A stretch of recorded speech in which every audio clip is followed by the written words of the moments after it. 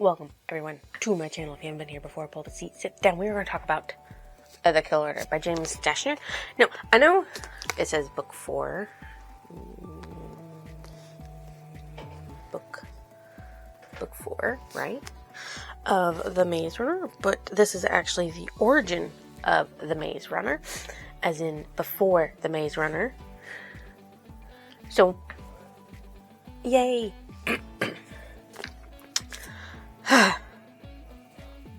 So we meet Mark, Trina, Alec, Lana, the Toad, Misty, and Darnell. Now, every single one of these, they survived the sun flare. It's like literally a year after the sun flare happened, and they've survived, and they're in the North Carolina Appalachian Mountains because there's been a big ass flood because snow ice melted from the poles, and the world is not the same. They've survived, they're living there, and this was going to be where they're going to start off going out to go forage for more food and stuff. Items and supplies and things that they needed. So that's what they were going to do. But they got interrupted by what they call a berg, which is, what do you want to call it? A big ass aircraft. They thought it might have been dropping off supplies like it does in Asheville, but it has a PFC for post-flare correlation on the side of it, and this one didn't have nothing on the side of it. And then it opened up the hatch in the back, and 5 people emerged in these green and rubbery, bulky, one-piece suits from head to toe, and started firing on them. And it's like a rapid fire. Oh, I forgot to tell you in the very beginning. It tells you the process of Thomas. Again, tells you from Teresa's point of view. Thomas, again, his mind wiped, and that they're doing it to save everything. And they also mention Albie, Newt, and Minho. So yeah, So back to the 13 years earlier, they're opening fire, right? And Darnell gets hit in the stomach. I mean, not stomach, but the shoulder with it. And Mark grabs him and brings him up and tries to run away with him. Trina, Misty, and Toad haul him along, and they're going through in and out of places trying to run away from all of this. And they succeed to get to a certain point. But when they were trying to get to the shack, Alec had disappeared. They didn't know anything else, right? So they stopped, and they were just waiting because the berg was in this clearing now, and Alec was waving him over, and he's like, we have to hurry. So when he waved him over, he grabbed this like big wooden thing and just ran with it, and he heard dunks on it, so they were trying to shoot him. Alec had 2 harpoon things, and he used one to shoot himself up inside the berg after Mark killed one of them to distract him. And he told Mark to do the same, so that's what Mark did. Now, they get onto the berg successfully, but when they get to the cockpit, the people in the cockpit said, we're just following orders, and then they crashed the berg. So they had to do it like a 2-day hike to get back, and that's when they realized, when they get back, like, there was more to it because Mark did find virus containers and darts on the berg. So a lot of people were dead, and a lot more people died moving the dead bodies of these people. And then they find out that Darnell is he's crazed, screaming all the time, just screaming and screaming and screaming and screaming. And he's screaming, my head hurts. At one point, he bashes his head until he dies on the door. And we're like, okay, well, we need to get out of here. We need to go to where the berg had came from, because they found this work pad that gave them a map of where the berg had come from, because it had a tracer in the berg. And they're like, we need to go figure out why these people did this to us. spread this virus, shot at us. And so they all go. Well, Mark and Alec go to find not just Trina, because they found Trina. Trina's the one that led them to Darnell. Lana, Misty, and the Toad. And they gather them up, and they gather up other supplies. And then Misty drops to the floor and says, "My head." So she tells them all to go. They need to go. They need to go. They can't stay, right? Because, like, her head is hurting and she fears for it. The Toad refuses to leave.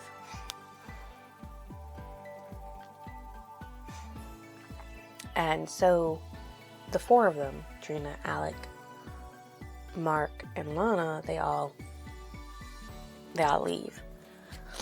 Now, Mark has dreams, which I guess are technically flashbacks to what happened every time he goes to sleep. The first time you see when the flare happened and how they ran into the tunnels, Mark and Trina, because they were together.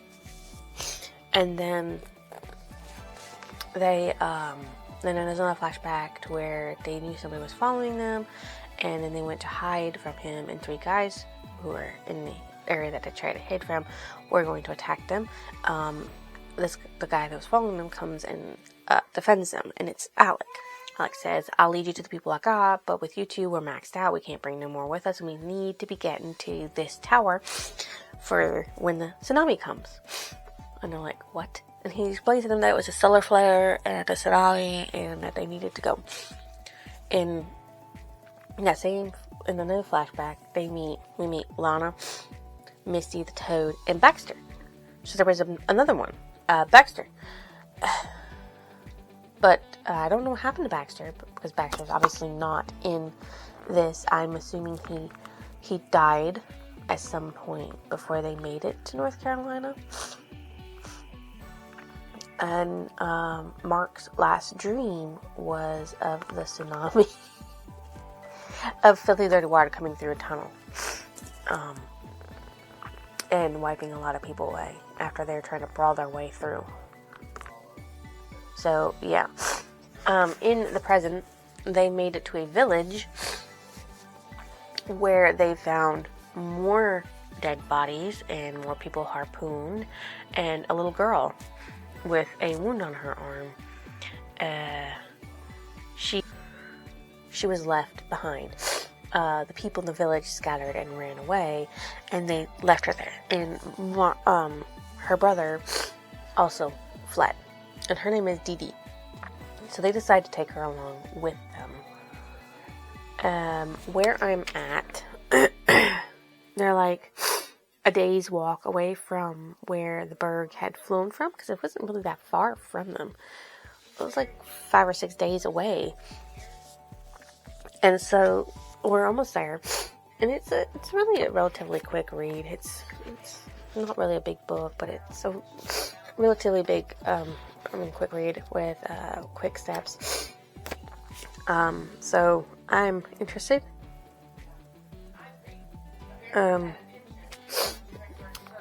About it and everything. It's actually is interesting to see how they survived the first year after the apocalypse, 13 years before the Maze Runner happened, and who these people were. I'm wondering what their connection is to Thomas and Teresa, because obviously if Thomas is like 16, 17, 18 years old, 13 years ago, he was like 5 or 6 years old when the flare happened. So I'm wondering if maybe they found Thomas. But then again, Wicked was probably the one with the berg. Not sure if Wicked is with the berg or not, but it's something to think about, right? Also, how do you like my angle right here? I have the sun in front of me.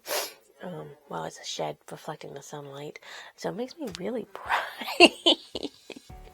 Makes my room dim. But yeah, I'm trying to record in different spots, locations, to give you guys something more of a same spot, location recording. So I'm trying to get better light for you guys to see me better. I don't know how well that's going, but hi, how are you? Don't look at my face, it's ugly, I know it is. Ignore me and my Naruto thing. I have an update. I've read 2 more days worth of this, and it's going really well. I'm enjoying it a lot, and I'm finding myself reading a little ahead than what I'm supposed to each day, and not being able to stop. But I want to try and keep my consistency of reading every day, and I don't want to go past my TBR of what I've drawn for the month, so some books are easier to get through than others. Where we left off in this,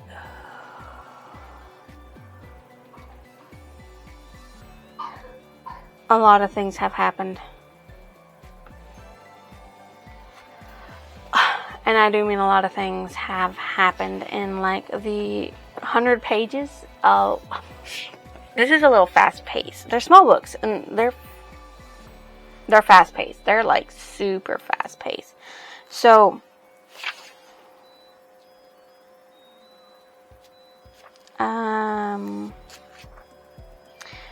we left off with Trina, Mark, Alec, and Lana heading out to where the Berg was located. So they do start going that way. And oh right, and Dee Dee.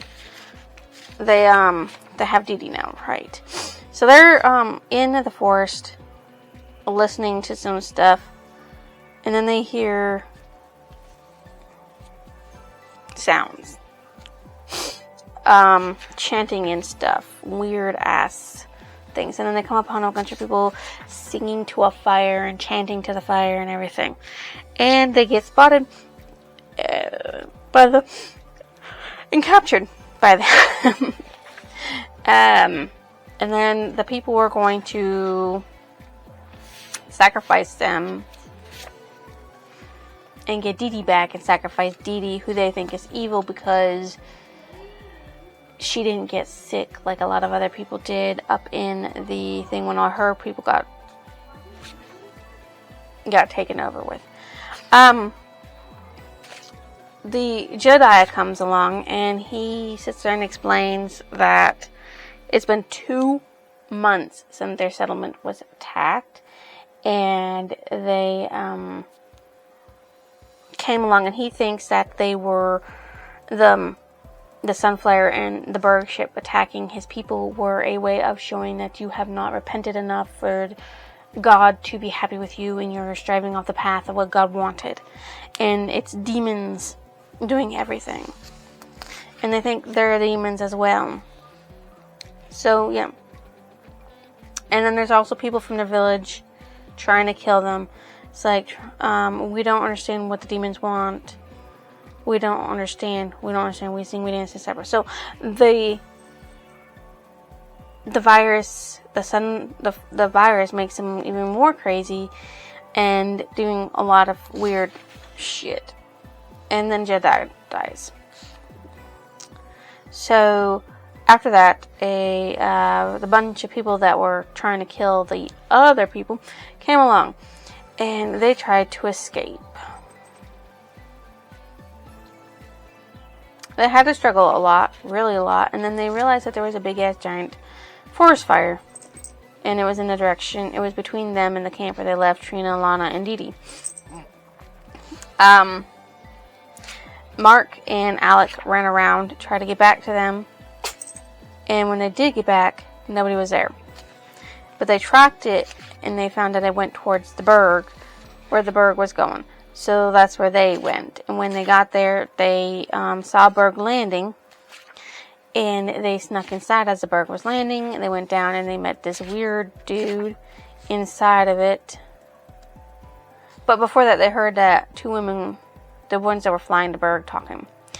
And they learned that those Jackson, Alaska, left them behind. And they said they've already got a name for it. They're calling it the flare, the virus that they've spread around. So they find, when they get in there, this dude, his name is Anton, and he talks about the post-flares coalition in Alaska wanted something that spread fast, killed fast. A virus that some monsters had developed back in the good old days before the sun flares burned it all out.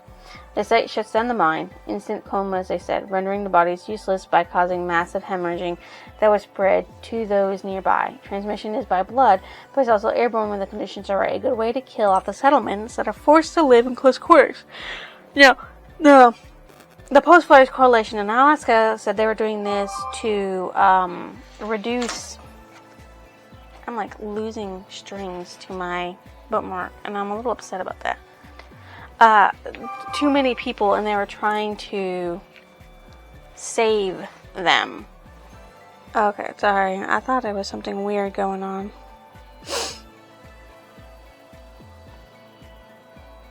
It's just that I got a dental appointment coming up next week. They were just reminding me that I have a dental appointment. So the coalition thinks that people are, too many people, and they're trying to save the resources that the Earth has left by killing off a bunch of people that they don't believe deserve to live. And the people that Anton worked with got left behind after they did the dirty work, and they're going to try to charge them because they don't believe that behind and being left behind and losing out on valuable food and resources. So they want to go to Alaska through this flat trans in Asheville, which has been shored up against the government. Alec and Mark rest because they haven't rested in a while. And then he dreams about the water flood and how they're running down they start running back down the tunnel again as the water comes in, and it's all of them. And Missy falls, and then she screams as she gets up that it's hot.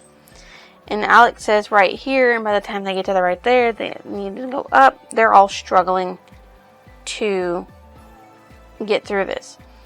Alec gets up first, then Lana, the Toad makes it, then Darnell, then Misty, and then it's... Well, Mark is after Trina. So Lana, Trina, Mark, Toad, Darnell, Misty. And all that's left is Baxter, and he's struggling. He's struggling really, really hard. Now, this is where I thought Baxter was going to die, and you were never going to see Baxter again. But Baxter does survive because Alec jumps out to grab him, Mark jumps out to grab Alec, and Alec climbs up Mark to get back up to the platform, and Baxter is clinging to Alec's leg. And then they climb. Then it switches back to the present, where Mark wakes up and thinks about things. And so they travel down, and they go into the auditorium that they find on the 3rd floor basement, and they go to listen to these people. And this guy walks in as the crowd's trying to talk, and he's like, "I'll take over here, Stanley." And he's like, "Thanks, Bruce." And then they talk. And he talks about how Frank and Marlo, the ones who had piloted the Berg, had did a fly around Asheville, and that they've shored up their walls nice and tight, and that humanity and charity was no longer were no longer there because it was just gone. So they sent us. He says they sent us here. They designed us to take part in the worst civil rights fiasco since the War of 2020, a Holocaust. They affirmed that it was for the survival of the human race. They said it was to save what little resources we have. But they've decided that nobody is worthy except for them. So he's trying to rally them up, get them excited for what they want and what they're going to do. They're going to march on foot into Asheville, and they're going to convince them to, give up their supplies and stuff that they need, not forget them, bring them to Alaska, where the flat trains will take them. And then he's like, but first, we have 2 people in the back that are spies. They could be from the PFC. I want them bagged and gagged by the time I count to 30. Then it's just a race against the time for them to get the fuck out. which they do get caught from the door to where the berg is. So they're where the berg's at the landing pad, you know. So there's a door, a landing pad with the berg, and they're on the other side of the door, and they're trying to get through that door, and that's when they get assaulted, and it's like a free fucking for all. But they finally get on the other side of the door, and they might have injured a few people several times, and even maybe have smashed fingers, decapitated fingers, possibility. It doesn't really say. But they close the door, and they turn it, and then Mark holds it while Alec tries to see what they can do with the berg. And so he opens up the door to the berg, then the people stop, and he goes to get on the berg, and they have to sit there and let the berg's ramp back up. And that's when they hear the noises, and they realize that the people have left to go open up the launch pad to expose it so they could get to them from above. So they're closing it, and then, of course, the guy who pilots it, Frank, and Marla get on it.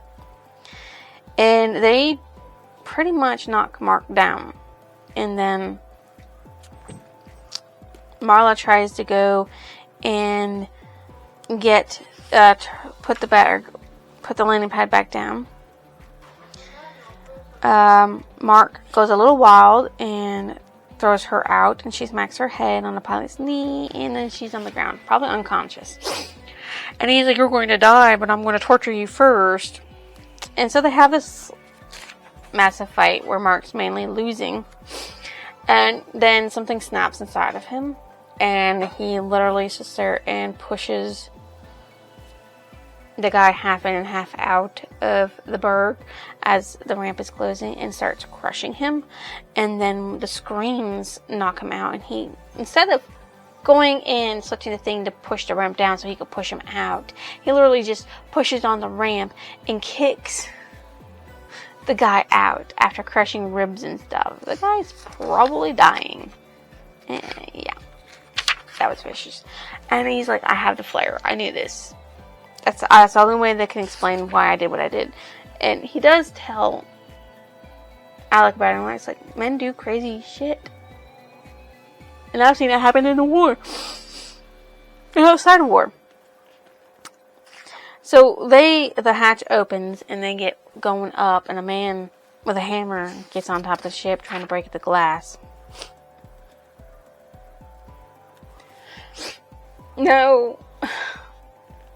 The glass is broken, and Mark is pulled half out of the berg and half in the berg, and Alec tries pulling him back in when he realizes he can't win. He literally takes the hammer that the guy had dropped inside the berg and tosses that to dude, knocks the dude in the head, and he falls, of course, most likely to his death. Mark is pulled back inside, safe and sound. He gets some food, he gets some water, and then Alec parks them to the east of Asheville, and where the berg was originally at, the berg's bunker. And he says, "Look south, I saw some activity. That's probably where they're keeping our friends." Now,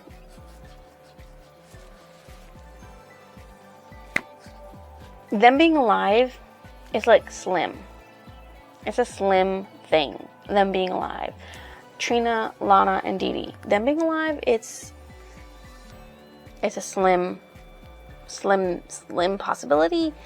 And I'm hoping they're all alive, and I'm hoping everything goes well. But so far, even though we don't know what happened to Baxter, Baxter died somehow. Maybe. Possibly. He's no longer with the group. That's all I know.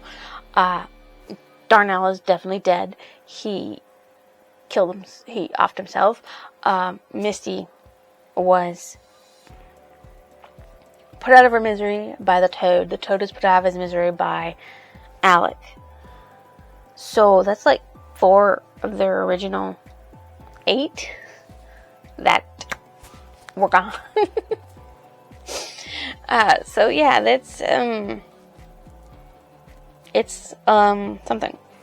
Anyways, I'm hoping that since Mark fell asleep, we get the story of what happened to Baxter and how he didn't make it or whatever. I'm hoping, because I'm literally looking forward to that. Cross my fingers. On another note, I'm pretty far into The Eye of the World. I'm just going to give you a brief update. I'm not actually going to tell you anything. I'm currently in, I think, chapter 41, Old Friends, New Threats, on page 597. So, it's going really well, and we'll give you guys an update probably in 2 days, when I have a couple hours off from work, because they're forcing me to take a couple hours off from work because I got perfect attendance, and they said I need to use them or lose them, and I don't want to lose them, so I'm going to use them, obviously. So I'll give you an update then, because that is a good chunk, right? That's a good chunk of reading, right there. But I want a little bit more of a chunk, because we ain't got much of a chunk left to go. Like, that's the chunk that's left. Not even that, because some of it is like the Great Hunt and stuff. So, let's see.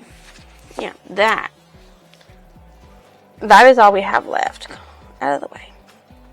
Out of the way, papers. So yeah, that's all we have left, is right there. That's it. That's like 7 hours and some odd minutes of listen to left. So, that's going really well. I am definitely putting The Great Hunt in my TBR to be read, because it's captivated me. Now, I know there's supposed to be a slog of books in the future, but we'll see. We'll see what I think of them, because I'm different from everybody. Everybody that I've watched, I'm different from them. I do own The Great Hunt, so that's a thing off my load on my back where I don't have to worry about purchasing it. I'll just have to purchase the third book in the series. But we'll get to that when we get to that. Anyways, I'm almost in the kill order. I've got 2 more days left of reading. I will be done by Thursday, because I gotta read today. I haven't read anything yet today, so by Thursday I'll be done.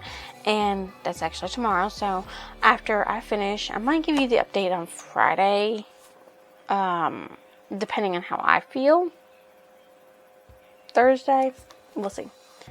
We'll see. I have finished the kill order. No, go this way. Yeah, there we go. I finished the kill order, okay? I finished it. Let me tell you. You do find out what happens to Baxter. And it is a shit thing. Okay, Baxter gets killed in the very beginning, like days after the sunflower happens. And it's all because some dude on a boat who comes up to this Lincoln building decides to show who the fuck is boss, because he doesn't think they're obeying well enough and putting their hands up so he can sit there and rob them blind, and shoots Baxter until he dies.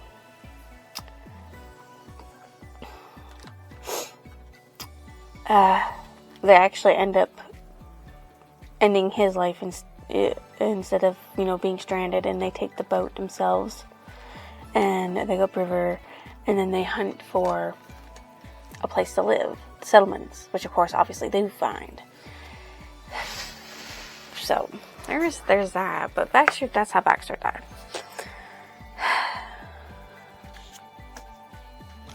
And that was just, terrible. Yeah. Terrible. So they figure out where Lana, Trina, and Dee Dee are being held. While Mark was asleep, Alec took it up into the air, the berg up into the air, and saw them being led from one building to the next. So they search the berg for weapons, and they find these things called transvice. And what these transvice do is that they're like flat trans, which I found out what flat trans do too. Flat trans apparently can teleport you from one place to another by breaking you down by molecule and then building you back up at the next place, okay? So basically, you just step through it and you're stepping on to the other side. But the trans surface only does it once. It breaks you down. It doesn't put you back together. So basically, murder. It does it in a weird way. But yes, it does do that. So, with that in mind, they charge 2 of these trans surface ups, and they go in. They vaporize a lot of people, and there's still fuck ton more people in this Asheville. I mean, not Asheville, but this village where Dee Dee, Lana, and Trina are. Unfortunately, by the time they get to doing any kind of rescuing, Lana has been dragged out of the house and being stabbed multiple times to the point where she is dying. And Alec, who's known Lana the longest, literally just ends her life. Ends it. Sadly. They go into the house that Lana was dragged out of, go down the stairs, they find Dee Dee and Trina, and they have to fight for a little while until Trina gets them to stop. Now the thing with Trina is they did something to her that made her forget everything. And she looked at Mark and goes, "Who are you?" And she was very possessive of Dee Dee to the point of, like, snatching the child out of other people's arms. They do make it out alive, but it's not going well. Mark's been overcome by the flare twice. Alex finally sits there and admits that he's having issues. And Trina and Dee Dee are, like, asleep. So Alec drives the Berg to Asheville, where the flat trans is. Trina and Dee Dee are just there, and Mark has another battle with another fucking crazy-ass dude, almost getting thrown off the Berg again for the second time. Dragged up the same hole, too. But he survives by throwing the man into the blue flames of the whatever it is of the Berg. And when they get there, Mark has scribbled a note for Dee Dee saying, "Immune to flare, use her before the crazies get you." And him, Trina, and Dee Dee get off the Berg, and Mark's like, "You know what to do. Whether there's a device in there or not, you know what to do." And so he takes the Berg up. And Mark and Trina and Dee Dee go inside. There is something there. They watch 2 people hurry up into it, and they're impressed. Mark and Trina say goodbye to Dee Dee, and they push her through the thing. And just as Bruce is coming through the doors, Alec drives the Berg into the building. It doesn't say whether or not they killed them all, or they all died, or what. They could have survived after that as crazy lunatics caught up in the flare. Oh, and Trina kissed Mark and said his name, so she remembered in the end as they died or became consumed by this flare. You would think that's the end, but it's not.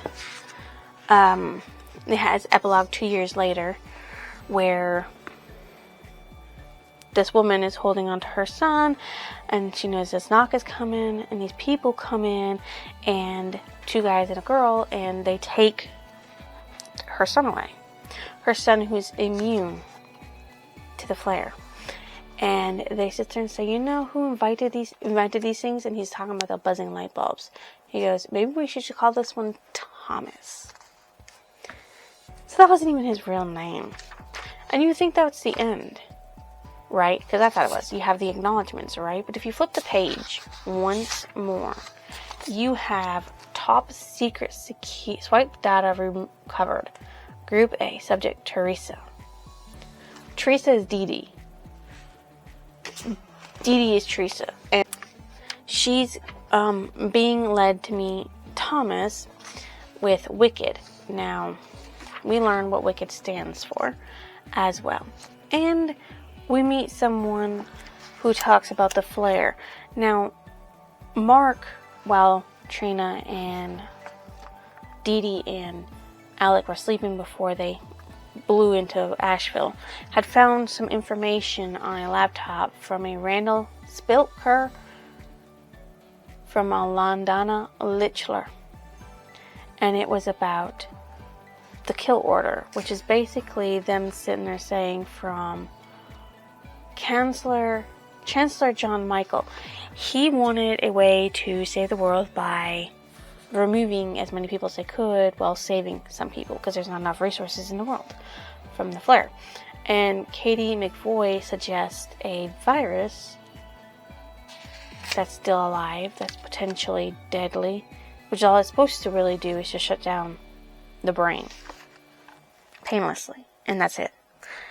And so they decide to go along with that, and that's where the flare came from. John Michael is the one who decides to do that.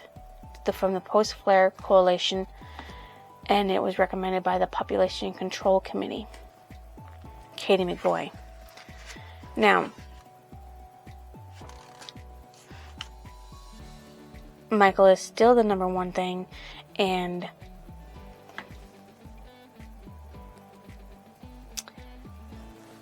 LaDonna is the one who goes to Teresa and says, you're going to go find this guy. And she talks with Teresa, and Teresa talks to her like an actual person, you know. And LaDonna is like really off about it. So they go inside, and she sees the boy for the first time, Thomas, as she learns, on Katie McVoy. So the boy introduces himself, of course, to Thomas. She says, my name's Teresa, don't worry, it's not so bad around here. They talk about the Cranks and how Thomas's dad was one, and then his mom would have been one before he left, and that, you know, he's happy that it's going to prevent people from becoming Cranks. So they've been selected to build the maze, to help build the maze. So they're in their new rooms and they're talking, and he learns what Wicked means. Wicked means World in Catastrophe, Kill Zone Experiment Department. You also find out that his dad was going crazy with him there, and he was terrified that his father was going to do terrible things to him, and he was extremely happy that he was immune, that he wasn't going to see his mother go crazy, and that he was lucky. And she's like, oh, that's normal. And then she's like, you want to know my story? My story is even crazier than yours. And he's like, well, what's your story? And she's like, my name was Dee Dee before I came here. And sometimes she says that she missed being out there, because they're in Alaska, and it's cold there, but not snow cold, but it's still cold there, where the sun flare didn't really heat it up as much, you know, it still gets chilly there.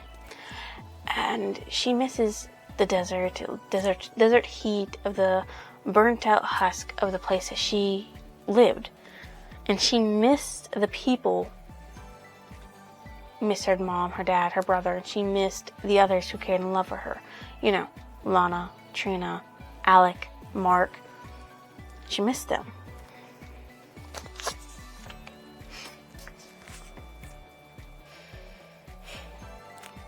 That's the kill order.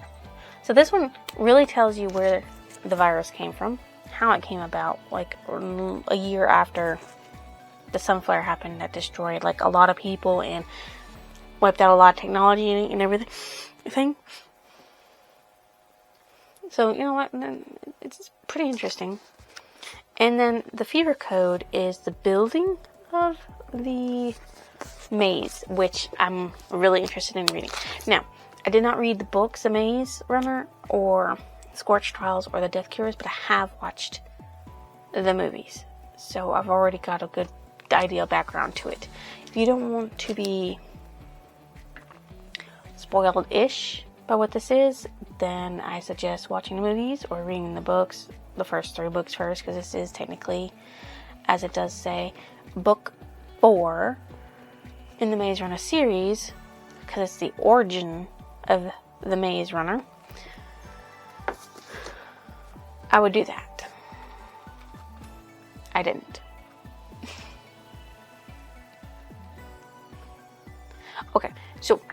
My favorite character.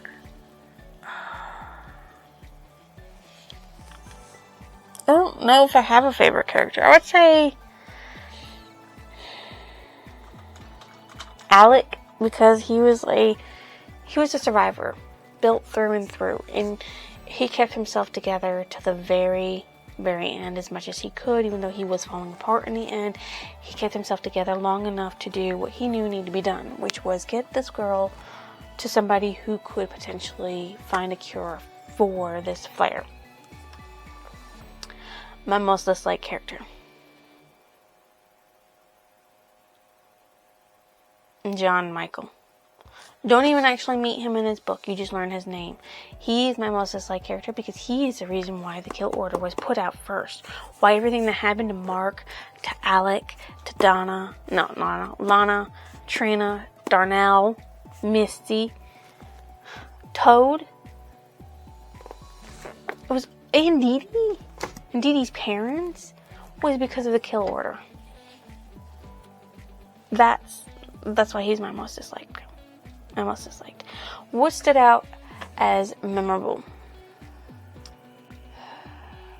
Jeez, what stood out as memorable?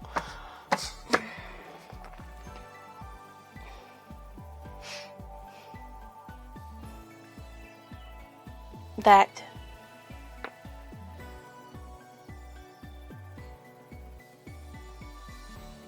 this flare, it went everywhere. Swiftly in the air, so fucking swiftly. And it takes sometimes hours, minutes, hours to days, to months, to years to affect certain people, to make them crazy in a way. But now they have tests and everything for it to see if you have the flare, and it's really interesting. You can tell whether or not someone's immune. My favorite quote. I think I've got it in here. Let's see. I've got 4 different tabs. That's just her saying her name. I don't know why that's special. Oh. They've already got a name for it, by the way. They're calling it the flare. So the post-flare coalition and the population control committee have named it the flare. You know, because of the sun flare, I guess. Which is really strange.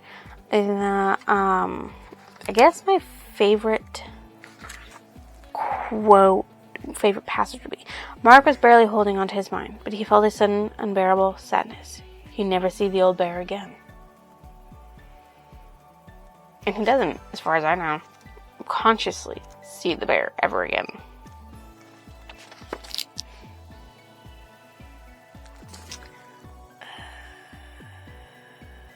What did I think about the ending of the book? I like how it gives you a sneak peek into how Teresa and Thomas met. I also like you get a sneak peek into who Thomas is before he grows up to be a teenager, before he grows up to get into the maze. And I can't wait to read the Fever Code, which is him and Teresa and the other kids building the maze. And him and Teresa leading the other kids. So I'm excited to see more. What else did I ask for questions? This book, as you know, is part of a series called The Maze Runner. This is actually book 4, but I read it first because technically it is like a prequel to The Maze Runner. So it isn't the Fever Code, which is this, you know, how the maze was built before Maze Runner even happened. So I was wanting to read this one first because I already had a good idea of what the Maze Runner was about and how it happened and everything. So this was really interesting to read, but it's got 5 books in total. This is technically the 4th book in it. But like I said, it was technically a prequel. It came out afterwards, but it's a prequel to explain the flare and how that came to be and what exactly it is. A man-made virus. By the way, that's what it is. A man-made virus that mutated more than they thought it would. I am going to give the Maze Run, the kill order, a 3.5 simply because I don't think you should have killed off Mark or Trina or Alec. or even poor Baxter in the very beginning, weren't very attached to him, but he was just a little kid. He was younger than Mark. And it's like they were teenagers. And the only ones that had been actual adults in that whole scenario were Alec and Lana, and they were the only ones. I mean, like, you didn't even never get to find out if his sister even survived the initial flare, Madison. So it's like, sad. It's a sad ending. It's a sad thing. A lot of deaths happen, and a lot of people that you care about die. And even though I wasn't attached to Darnell, Missy, or the Toad in the very beginning, learning the story through Mark sleeping was a very interesting way of doing a flashback to explain things, and I liked learning about them and about Baxter too, and it was awesome and nice, and definitely a twist on how things are normally done in stories. But Mark and Trina and Alec, more than Lana, they were like awesome characters built up in a way that you knew who they were. You knew where they came from, in a sense, in a way. And it's just like, I don't know, sad that you killed them in the way that you did. Like, super sad. So, that's what I think. That's why it's a 3.5. It would have been a 4 otherwise.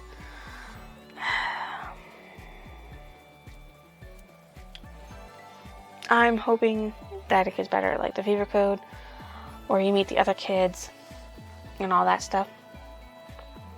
So, I'm looking forward to that. Anyways, if you guys think I deserve a like, comment, or even your lovely subscription, why don't you go ahead and drop it down below. I will see you next illusion.